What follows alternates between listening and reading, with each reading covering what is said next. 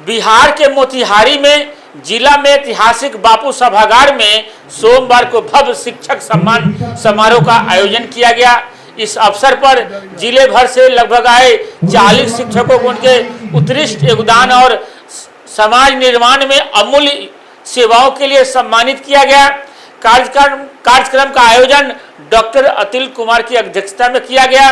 समारोह की शुरुआत पारंपरिक ढंग से दीप प्रज्वलन और सरस्वती वंदना के साथ हुई। इस मौके पर महात्मा गांधी केंद्रीय विश्वविद्यालय संस्कृत विभाग के HOD Parsun Dutt Dwivedi, MS college के पूर्व प्राचार्य अरुण समेत कई गणमान्य शामिल हुए। देखिए पूरी रिपोर्ट। जैसा कि आप लोग जानते हैं कि शिक्षक गौरव सम्मान अभी कुछ ही दिन पहले, लगभग एक हफ्ता पहले हम लोगों ने किया था और उस समय हम लोगों ने बताया था आपको कि चरणबद्ध तरीके से हम विभिन्न क्षेत्रों में विभिन्न तरह के कार्यों में संलग्न जो शिक्षक हैं उनका फेज वाइज हम लोग सम्मान करेंगे। ये शिक्षक गौरव सम्मान की एक परंपरा हमने स्थापित की है, जिसमें सबसे पहले तो हम लोगों ने प्राइवेट स्कूल के शिक्षकों का सम्मान किया था। बहुत ही सफल और बहुत ग्रैंड आयोजन था वो। और अभी हम लोगों ने प्राइवेट कोचिंग संस्थान के जो टीचर्स हैं, जो समाज के अभी बच्चों का जो कॉम्पिटिटिव एग्ज़ाम्स या इंटर ग्रेजुएट इन सभी चीज़ों का जो शिक्षण कर रहे हैं और जो बच्चों को जो टिप्स दे रहे हैं और कैसे प्रतियोगिता में हम लोग सफल होएंगे या अच्छे अंक कैसे आएंगे, इसकी जो व्यवस्था कर रहे हैं। और हम लोग देख रहे हैं कि मोतिहारी में दिन प्रतिदिन बच्चों की प्रतियोगिता परीक्षाओं में सफलता का प्रतिशत बढ़ते जा रहा है। तो ये एक आवश्यकता महसूस हुआ कि प्राइवेट स्कूलों के शिक्षकों का भी एक सम्मान किया जाए। तो ये फेज़ 2 में हम लोगों ने प्राइवेट शिक्षकों का, प्राइवेट कोचिंग संस्थान के शिक्षकों का सम्मान किया। कितना लोगों का सम्मानित किया गया? आज लगभग हमारे लिस्ट में 40 प्राइवेट कोचिंग संस्थान के टीचर्स को आज हमने सम्मानित किया है। क्या रहता है, आप लगातार ऐसे कार्यक्रम करा रहे हैं? नहीं, देखिए बेसिक अभी जो है रोटी कपड़ा और मकान, ये प्रश्न सरकार ज़्यादा के द्वारा पूरा होता है, लेकिन शिक्षकों का सम्मान करने से जब उनमें एक स्फूर्ति आती है, उनको लगता है कि हमें सम्मान करने का जो लोग श्रेय दे रहे हैं, तो उनकी इच्छा शिक्षा के और उन्नयन में और विकास में ज़्यादा जागृत होगी।